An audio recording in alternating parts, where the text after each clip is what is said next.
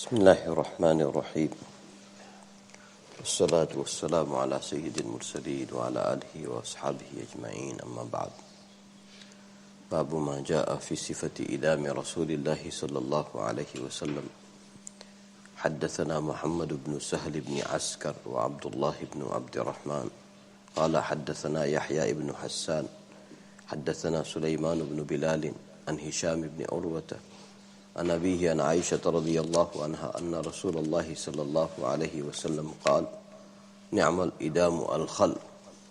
قال عبد الله بن عبد الرحمن في حديثه نعم الأدم أو الإدام الخل.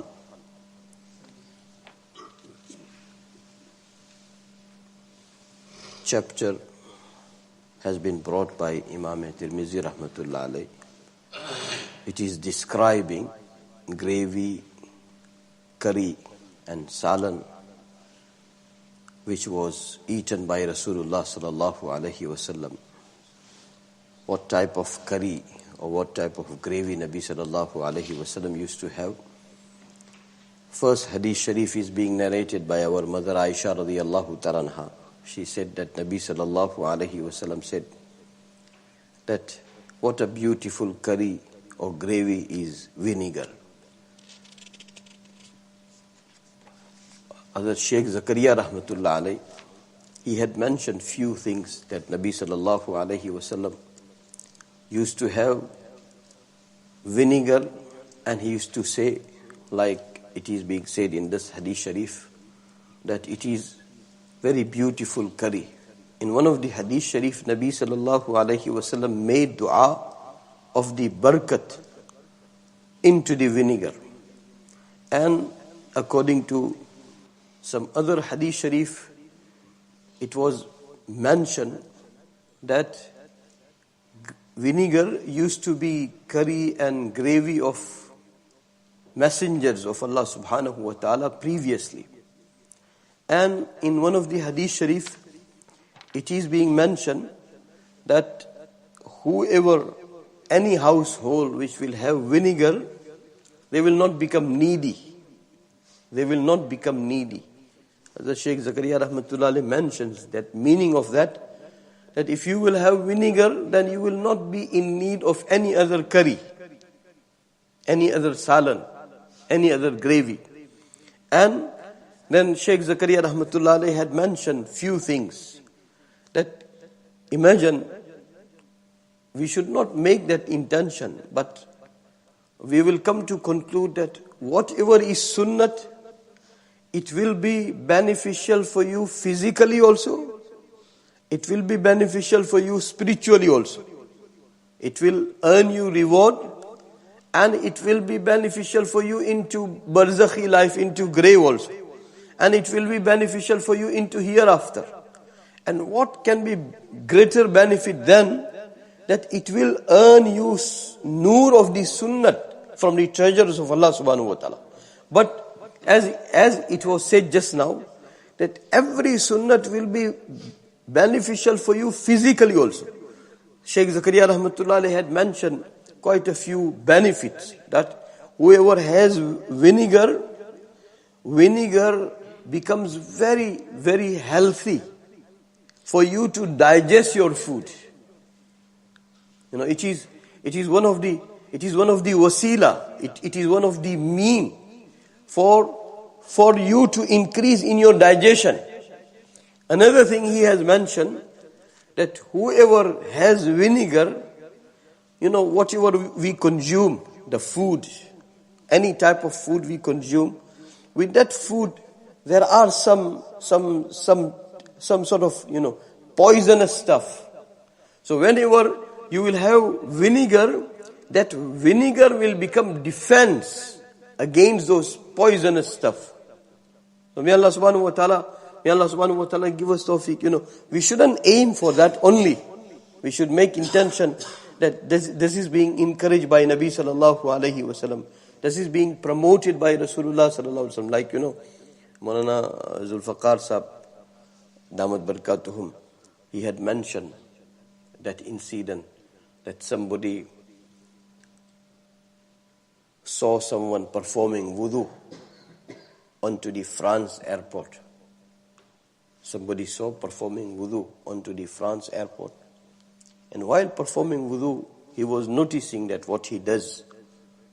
So he came up to this Muslim, and he asked that, don't mind if I have to ask you, don't feel bad, that which country are you from? So he said, I am from Pakistan. He said, another question will be very rude, please don't mind. Tell me, how many mental hospitals do you have in your country? He said, very few. He said, don't feel bad. Then he gave his own introduction. That I am from France and I am one of the biggest experts of mental disease. I'm one of the biggest experts of this country. And he said that I saw you doing something, and when you told me that you don't have very many mental hospitals in your country, so I could guess that why you don't have. He said, I don't understand. He said, when you were making wudu, you were passing wet hand over your neck. And he said, my study, my research, my expertise suggests that from brain to like our spinal cord, there are so many veins going down.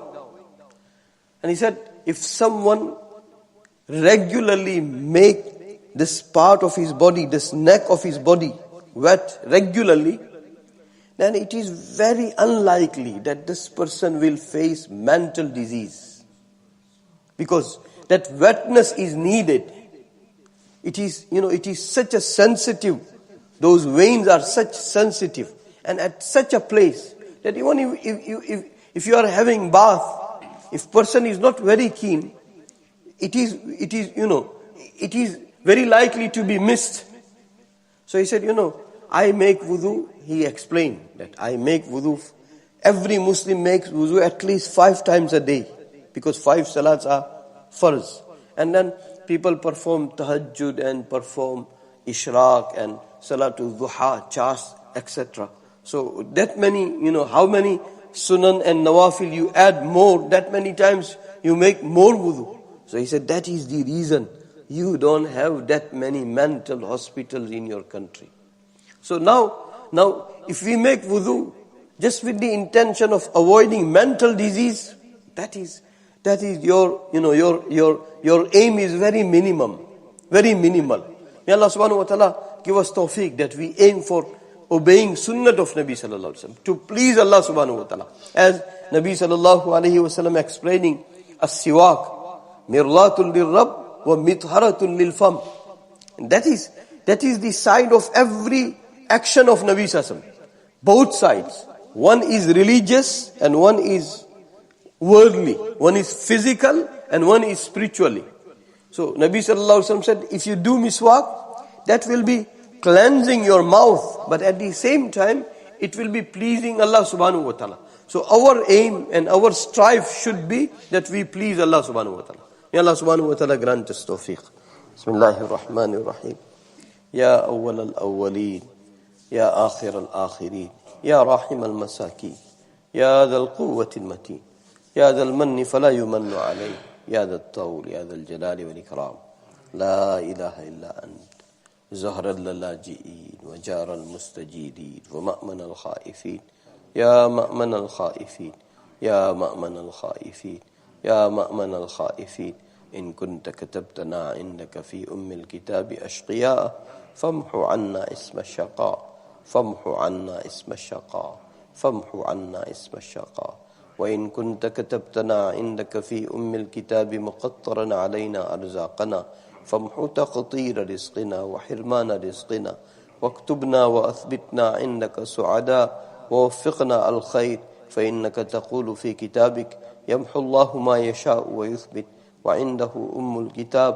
اللهم إنا نسألك فعل الخيرات وترك المنكرات وحب المساكين وأن تغفر لنا وترحمنا فإذا أردت بقوم فتنة فتوفنا غير مفتونين فإذا أردت بقوم فتنة فاقبضنا غير مفتونين.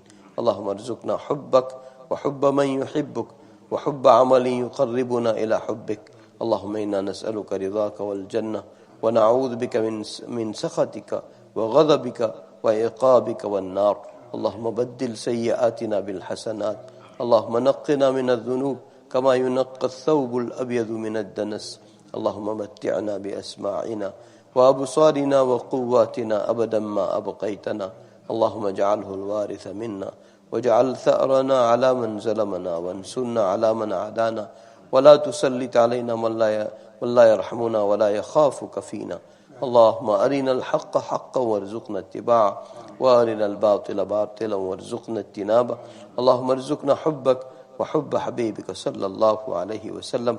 اللهم ربنا اغفر لنا ولإخواننا الذين سبقونا بالإيمان ولا تجعل في قلوبنا غلا للذين آمنوا ربنا إنك رؤوف رحيم. اللهم إني أتخذ عندك عهدا لن تخلفنيه فإنما أنا بشر فأيما مؤمن آذيته أو لعنته أو شتمته فاجعلها له صلاة وزكاة وقربة تقربه بها إليك. اللهم ربنا تقبل منا إنك أنت السميع العليم. وصلى الله تعالى على خير خلقه سيدنا وحبيبنا مولانا محمد وعلى آله وأصحابه أجمعين برحمته.